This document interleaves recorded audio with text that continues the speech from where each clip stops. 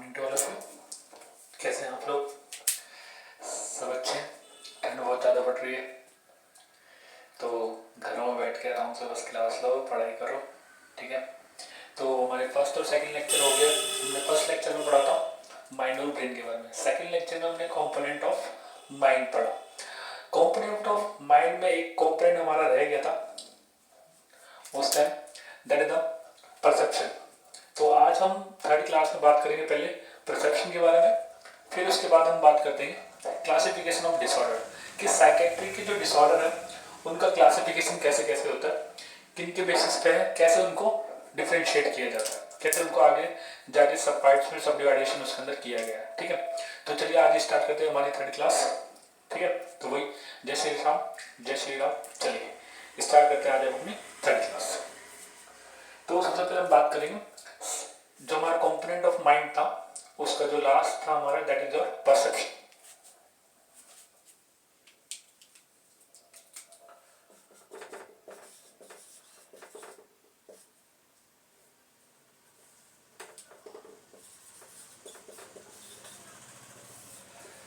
Perception perception यानी कि हम अपने फाइव सेंसेस का यूज प्रॉपर किस तरीके से करते हैं। अगर आपके फाइव सेंसेस प्रॉपर चीज़ों को सेंस कर पा रहे हैं, जैसे कि हमारी स्किन है वो अच्छे से टेम्परेचर को सेंस कर पा रही है, टच सेंसेशन अपनी जो है वो आप प्रॉपर कर पा रहे हो, आप अपनी सराउंडिंग को, अपने एनवायरनमेंट को अपने फाइव सेंसेस के थ्रू कैसे देखते हो, ये कैसे उनको उसको असेस कर पाते हो, that is your perception. Perception यही है कि आप अपने साथ वाली जितनी भी अपने सराउंडिंग की जितनी भी चीज़ें हैं, आपका माइंड प्रॉपर उनको एक्चुअल जो है वही परसीव कर पा रहा है या नहीं कर पा रहा। जैसे कि आप चीज़ों को अच्छे से विजुलाइज कर पा रहे हो, बात सुन अच्छे से पा रहे हो, ठीक है। ये सारी चीज़ें ही आपके सारे परसेप्शन बताती है। मतलब माइंड के जो कंपोनेंट है उसमें परसेप्शन एक ऐसा कंपोनेंट है जिसमें हम अपने माइंड की जो हमारी फाइव सेंसेस है उसको अपनी एनवायरनमेंट को किस तरीके से उसको फाइव सेंसेस के थ्रू असेस कर पा रहे हैं। Clear, that is your perception. Now ये आपका लास्ट कंपोनेंट था, हमने कंपोनेंट ऑफ माइंड पढ़ चुके हैं। अब हम बात करते हैं क्लासिफिकेशन ऑफ डिसऑर्डर्स के ऊपर। साइकेट्रिक डिसऑर्डर्स को क्लासिफिकेशन किस तरीके से हो सकता है। तो चलिए स्टार्ट करते हैं क्लासिफिकेशन के बारे में।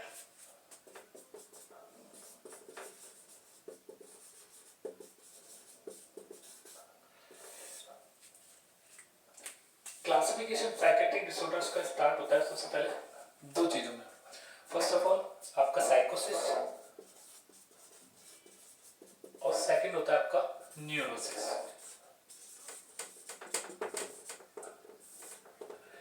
साइकोसिस और न्यूरोसिस, साइकेट्रिक डिसऑर्डर्स का फर्स्ट क्लासिफिकेशन होता है साइकोसिस और न्यूरोसिस के अंदर।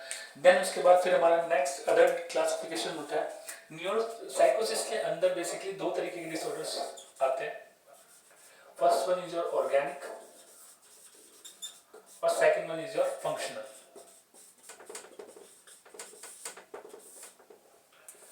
ऑर्गेनिक और फंक्शनल। ऑर्गेनिक का मतलब है यहाँ पे ऐसे डिसऑर्डर्स जिसकी कोई ना कोई पैथोलॉजी प्रेजेंट है, मतलब वो डिसऑर्डर्स तो हैं लेकिन उसकी एक्चुअल कहीं ना कोई पैथोलॉजिकल जो फैक्टर है वो वहां पे प्रेजेंट है, इसलिए हमने उनको ऑर्गेनिक साइकोसिस बोला। फंक्शनल साइकोसिस है बेसिकली वहां पे कोई पैथोलॉजी नहीं है बट वहां पे डिसऑर्डर्स क्या है, उसके फंक्शंस के अंदर कोई ना कोई प्रॉब्लम है। एक्चुअल प्रॉब्लम क्या है वहां पे फंक्शंस के अंदर आ रही है। क्लियर। तो इसी के बेसिस पे दो तरीके के डिसऑर्डर हुए यहाँ पे describe, that is organic and functional साइकोसिस। Organic साइकोसिस के अंदर हम अदर डिफरेंशिएट करेंगे तो दो डिसऑर्डर्स के बारे में आप पढ़ोगे। First one is your delirium and second one is your dementia. delirium and dementia ये दो डिसऑर्डर हम पढ़ेंगे किसके अंदर, ऑर्गेनिक साइकोसिस के अंदर, delirium and dementia। Clear. Then functional साइकोसिस के अगर हम डिफरेंशिएट करेंगे, फंक्शनल साइकोसिस के अंदर हमारे दो डिसऑर्डर्स आते हैं। सबसे पहले हम बात करते हैं सिजोफ्रेनिया की। देन नेक्स्ट बात करते हैं हम मूड डिसऑर्डर्स की।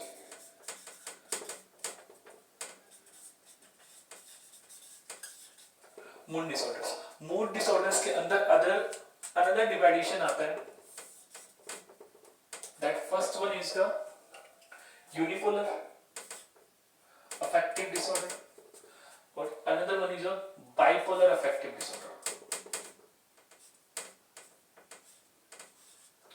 Unipolar affective disorder and bipolar affective disorder, ये तो था आपका साइकोसिस का क्लासिफिकेशन। साइकोसिस की अगर हम बात करें तो साइकोसिस के अंदर सबसे पहले दो डिवाइडेशन, first one is your organic साइकोसिस and second one is your functional साइकोसिस। Clear?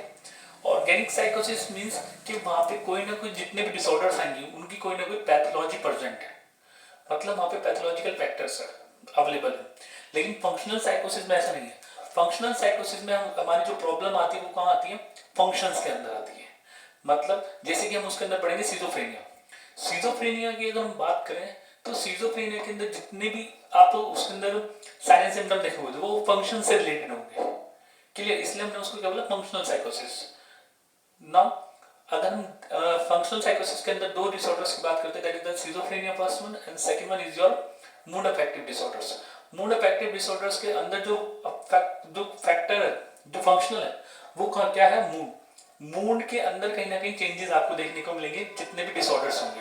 तो फर्स्ट जो डिसऑर्डर है that is your mood affective disorders के अंदर अगर मैं बात करूं तो first one is your unipolar affective disorder and second one is your bipolar affective disorder. Unipolar affective disorders की अगर मैं बात करूं तो वहां पे सिर्फ और सिर्फ आपको यूनिपोलर यानी कि वन, यहाँ पे जो फैक्टर है यूनिपोलर मींस यहाँ पे एक चीज आपको देखने को मिली, और बाइपोलर में हमें क्या देखने को मिलेगा? बाइपोलर का मीनिंग क्या होता है कि दो, बाइ का मतलब क्या होता है? दो। तो वहां पे कहीं ना कहीं आपको दो फैक्टर्स देखने को मिलेंगे, या फिर जो मूड के अंदर जो चेंजेस वहां पे आपको देखने को मिलेंगे। अगर मैं यूनिपोलर के अफेक्टिव डिसऑर्डर की बात करूं तो यहाँ पे होता है बेसिकली आपका only depression is present, only depression is present. यहाँ पे सिर्फ और सिर्फ डिप्रेशन आपको देखने को मिलेगा। लेकिन मैं बाइपोलर अफेक्टिव डिसऑर्डर की बात करूं तो यहाँ पे आपको दो चीजें देखने को मिलेंगी, एक तो मेनिया और दूसरा मिलेगा आपको डिप्रेशन।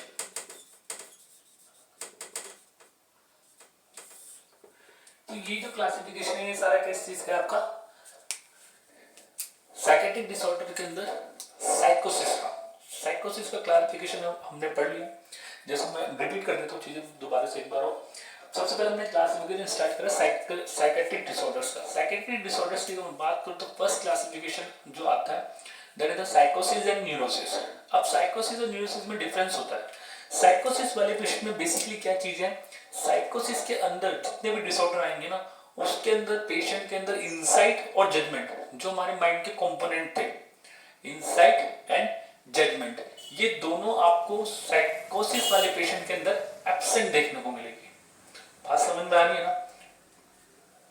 जो हमारे साइकोसिस वाले पेशेंट है, साइकेट्रिक डिसऑर्डर्स के अंदर जो हमारे साइकोसिस वाले जो पेशेंट है उनके अंदर हमें जजमेंट और इंसाइट दोनों क्या देखने को मिलेंगी? एब्सेंट देखने को मिलेगी। क्लियर? जबकि न्यूरोसिस में ऐसा नहीं है। न्यूरोसिस के अंदर जो हमारी जो जजमेंट और इंसाइट है वो दोनों ही क्या है? प्रेजेंट है। That is the main differentiation between साइकोसिस and neurosis. साइकोसिस के अंदर हमें क्या देखने को मिलेगा? साइकोसिस के अंदर हमें इंसाइट और जजमेंट, पेशेंट के अंदर इंसाइट और जजमेंट दोनों ही क्या मिलेंगे देखने को? एब्सेंट देखने को मिलेंगे। लेकिन न्यूरोसिस में ऐसा नहीं है। न्यूरोसिस को हमने डिफरेंशिएट किसके बेस पे किया? साइकोसिस और न्यूरोसिस को डिफरेंशिएट हमने इसी बेस पे किया कि वहां पे जो पेशेंट होंगे उनके अंदर इंसाइट और जजमेंट जो क्या है कंपोनेंट ऑफ माइंड है वो दोनों वहां पे प्रेजेंट देखने को मिलेंगे, बल्कि साइकोसिस में वो दोनों एब्सेंट देखने को मिलेंगे। क्लियर? अब हमें एक चीज तो पता लग गई कि अगर साइकोसिस के अंदर ऐसा है तो साइकोसिस के जितने भी डिसऑर्डर्स हैं उनके अंदर क्या देखने को मिलेगा? इंसाइट और जजमेंट एब्सेंट देखने को मिलेगी। क्लियर? जबकि न्यूरोसिस वाले डिसऑर्डर्स के अंदर इंसाइट और जजमेंट दोनों ही प्रेजेंट देखने को मिलेंगे। क्लियर? अब हम बात करते हैं ऑर्गेनिक डिसऑर्डर्स के अंदर डेलिरियम एंड डेमेंशिया। डेलिरियम, मैं आपसे एक क्वेश्चन पूछता हूँ, क्या ये बता सकते हैं कि डेलिरियम किस चीज का डिसऑर्डर है? डेलिरियम किस चीज का डिसऑर्डर है? तो delirium is the disorder of consciousness. Clear? तो मैं यहाँ पे लिख देता हूँ। तो डेलीरियम किस चीज का डिसऑर्डर है? कॉन्शियसनेस का।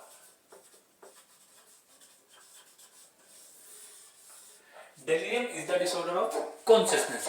वहीं डेमेंशिया किस चीज का डिसऑर्डर है? डेमेंशिया किस किस का डिसऑर्डर है? Dementia is the disorder of memory. Dementia आपका मेमोरी का डिसऑर्डर है। बात समझ में आ रही है? डेलीरियम किस चीज का डिसऑर्डर है? Delirium is the disorder of consciousness. Clear? बल्कि अगर हम डेमेंशिया की बात करें तो dementia is the disorder of memory. Dementia किसका डिसऑर्डर है? मेमोरी का डिसऑर्डर है। क्लियर? अब हम बात करते हैं ऑर्गेनिक साइकोसिस। क्लियर हो गई हमारी के दो तरीके की डिसऑर्डर है यहाँ पे ऑर्गेनिक हमने इसलिए बोला क्योंकि इसके अंदर पैथोलॉजिकल कंडीशन जो होगी वहां पे पैथोलॉजिकल फैक्टर प्रेजेंट होगा, इसलिए हमने उसको ऑर्गेनिक बोला। और ऑर्गेनिक के अंदर हमारे दो डिसऑर्डर आते हैं, डेलीरियम एंड डेमेंशिया। क्लियर? बात समझ में आ रही कि ऑर्गेनिक के अंदर हमारे दो डिसऑर्डर आते हैं। First one is your delirium and the second one is your dementia. Delirium is the disorder of consciousness. Clear? Delirium किस चीज का डिसऑर्डर है? डेलीरियम हमारा कॉन्शियसनेस का डिसऑर्डर है। वहीं हम डेमेंशिया की बात करते हैं तो dementia is the disorder of memory. Dementia किस चीज का डिसऑर्डर है? मेमोरी का डिसऑर्डर है। क्लियर? वहीं अगर हम बात करते हैं सिजोफ्रेनिया। सिजोफ्रेनिया का नाम बहुत लोगों ने सुना होगा, लेकिन आज तक ये कंफ्यूज रहता है कि सिजोफ्रेनिया एक्चुअली में डिसऑर्डर किस चीज का है। तो आज मैं आप लोगों को ये डाउट क्लियर कर देता हूँ कि जो सिजोफ्रेनिया है, सिजोफ्रेनिया उसके अंदर मल्टीपल सिस्टम इफेक्ट होता है, लेकिन सिजोफ्रेनिया जो एक्चुअल में जो डिसऑर्डर है that is the disorder of thought. Schizophrenia is the disorder of thought. Schizophrenia आपका थॉट का डिसऑर्डर है। क्लियर? तो आज हमें ये पता लग गया कि एक्चुअली में डिसऑर्डर्स किसके कौन से सिस्टम का इफेक्ट होता है, कौन से कंपोनेंट से रिलेटेड जो डिसऑर्डर है। ये सारे क्या है? माइंड के कंपोनेंट ही तो, कॉन्शियसनेस, मेमोरी, थॉट, मूड, ये सब क्या है? ये सब माइंड के कंपोनेंट हैं। मैंने आपको कंपोनेंट ऑफ माइंड के ऊपर सेकंड लेक्चर में पढ़ाया हुआ, इसलिए पढ़ाया था कि अगर मैं कंपोनेंट ऑफ माइंड क्लियर समझ में आ गए तो हमें डिसऑर्डर्स को समझने में आसानी हो जाएगी। तो जितने भी डिसऑर्डर्स हैं वो सारे कहाँ से? वो इन माइंड के अंदर ही तो जो भी अफेक्ट हुआ है माइंड के अंदर, जो भी वेरिएबल्स क्रिएट हुए माइंड के अंदर, उन्हीं से जो डिसऑर्डर्स बने, जो भी एबनॉर्मलिटी क्रिएट हुई है वो डिसऑर्डर्स वहीं से ही डेवलप हुआ है। तो हमने देखा आज क्लासिफिकेशन के अंदर हमने दो चीजें पढ़ी, साइकोसिस एंड न्यूरोसिस। साइकोसिस के अंदर इंसाइट और जजमेंट एब्सेंट देखने को मिलती है, लेकिन न्यूरोसिस में ऐसा नहीं है। न्यूरोसिस में हमें कैसे देखने को मिलता है? न्यूरोसिस में हमें इंसाइट और जजमेंट दोनों ही कैसे देखने को मिलती है? प्रेजेंट देखने को मिलती है। क्लियर? ऐसे ही हमने फिर उसका क्लासिफिकेशन पढ़ा। क्लासिफिकेशन के अंदर हमने ऑर्गेनिक और फंक्शनल साइकोसिस पढ़ा। ऑर्गेनिक और फंक्शनल साइकोसिस के अंदर हमने डेलीरियम और डिमेंशिया, देन नेक्स्ट वन हमने क्या पढ़ा? सिजोफ्रेनिया और मूड अफेक्टिव डिसऑर्डर। अब मैं बात करता हूँ न्यूरोसिस की। न्यूरोसिस के अंदर ऐसे कोई डिफरेंशिएशन नहीं है। न्यूरोसिस के अंदर मैं आपको एक कॉमन चीज बता देता हूँ कि न्यूरोसिस के अंदर जितने भी डिसऑर्डर्स हैं उनके अंदर हमें एक चीज कॉमन देखने को मिलेगी, दैट इज योर एंजाइटी। अगर न्यूरोसिस को हमने न्यूरोसिस बेसिकली जितने भी न्यूरोसिस के डिसऑर्डर्स हैं उसमें हमें मोस्ट कॉमन एक चीज देखने को मिलेगी, दैट इज योर एंजाइटी। अगर जहां भी हमारी एंजाइटी की बात हो रही है मेनली, तो जहां पे भी हमारी एंजाइटी की मेनली बात हो रही है मतलब वहां पे जो डिसऑर्डर्स क्रिएट होंगे that is your anxiety neurosis, या फिर हम उसको न्यूरोसिस डिसऑर्डर्स भी बोल सकते हैं। क्लियर? अब हम इसका क्लासिफिकेशन करते हैं। The first disorder in the neurosis is your, first one is your phobia. Phobia is the disorder of neurosis. और फोबिया जो डेवलप होता है वो सबसे ज्यादा, फोबिया के अंदर सबसे ज्यादा क्या होती है? एंजाइटी। जितने भी न्यूरोसिस डिसऑर्डर मिलेंगे ना वहां पे आपको मोस्ट कॉमन फैक्टर देखने को मिलेगा, that is your anxiety. Anxiety की वजह से ही न्यूरोसिस जो डिसऑर्डर है वो सारे क्रिएट होते हैं। ठीक है? तो हमें एंजाइटी को ही देखना है। अगर हमारे पास पता है कि हाँ यहाँ पे एंजाइटी क्रिएट हो रही है पेशेंट को, दैट मीन्स वो डिसऑर्डर कहीं ना कहीं कहां से रिलेटेड हो रहा है? वो डिसऑर्डर आपका क्लासिक के अंदर न्यूरोसिस से रिलेटेड है, या फिर एंजाइटी प्रेजेंट है तो हमारा वो डिसऑर्डर बेसिकली न्यूरोसिस के अंदर चला जाएगा। क्लियर? तो first one is your phobia. Phobia की हम बात करेंगे जब मैं आपको डिसऑर्डर एक वन बाय वन पढ़ाऊंगा तब मैं वहां पे फोबिया की बात करूंगा। अभी सिर्फ हमें क्लासिफिकेशन देखना है, clear. Next one is your OCD. OCD, OCD को हम एक और नाम बोलते हैं, that is the OCN, obsessive compulsive neurosis, obsessive compulsive disorder. Obsession plus में कंपल्सन। अब मैं ओसीडी का अगर डिफरेंशिएट करूं तो इसके अंदर दो डिसऑर्डर है, ऑब्सेशन एंड कंपल्सन। ऑब्सेशन और कंपल्सन की अगर बात करूं तो ऑब्सेशन, ओसीडी के अंदर ऑब्सेशन एंड कंपल्सन की अगर मैं बात करूं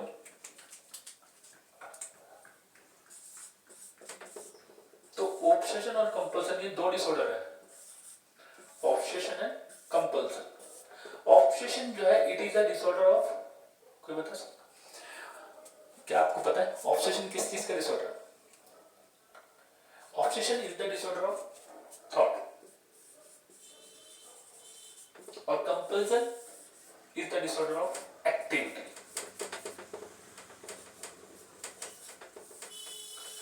ऑब्सेशन क्या है? Obsession is the disorder of thought. Obsession जो रिपीटेटिव थॉट आपके माइंड में आते हैं, मल्टीपल रिपीटेटिव थॉट का आना ही आपका क्या कहलाता है? ऑब्सेशन कहलाता है। ऐसे ही मैं बात करूंगा अगर ऑब्सेशन के बाद कंपल्सन की, तो कंपल्सन क्या है? Compulsion is the disorder of activity. आपके माइंड में रिपीटेटिव थॉट्स आ रहे हैं, दैट इज योर ऑब्सेशन। और उस थॉट की वजह से क्या हो रहा है? आपको स्ट्रेस डेवलप हो रहा है, आपका माइंड बार बार डाइवर्ट हो रहा है। अब उसकी वजह से क्या करोगे? उस स्ट्रेस को रिलीज करने के लिए आप क्या करोगे? मल्टीपल टाइम एक्टिविटी परफॉर्म करोगे। तो ऑब्सेशन के साथ क्या करा आपने? एक्टिविटी करा। तो ऑब्सेशन क्या है? Obsession is the disorder of repetitive thoughts जो आपके माइंड में आ रहे हैं, that is the disorder of obsession. मतलब वो डिसऑर्डर्स क्या है? वो सारे ऑब्सेशन जितनी भी आपके माइंड के अंदर जो थॉट्स आ रहे, रिपीटेटिव थॉट्स आ रहे, वो आपका क्या? ऑब्सेशन है। अब उन ऑब्सेशन को की वजह से जो आपको स्ट्रेस, जो एंजाइटी फील हो रही है, उसको रिलीव करवाने के लिए आपने क्या करा? एक्टिविटी परफॉर्म करी। तो दैट इज द ऑब्सेशन। तो जो आपने एक्टिविटी बार बार परफॉर्म कर रहे हो वो किस चीज के डिसऑर्डर है? That is your compulsion. Clear? Obsession है कंपल्सन, और यही मिलके क्या बनाता है? आपका ऑब्सेसिव कंपल्सिव डिसऑर्डर्स बनाता है। क्लियर? नेक्स्ट इसके अंदर एक और डिसऑर्डर आता है, दैट इज योर हिस्टीरिया।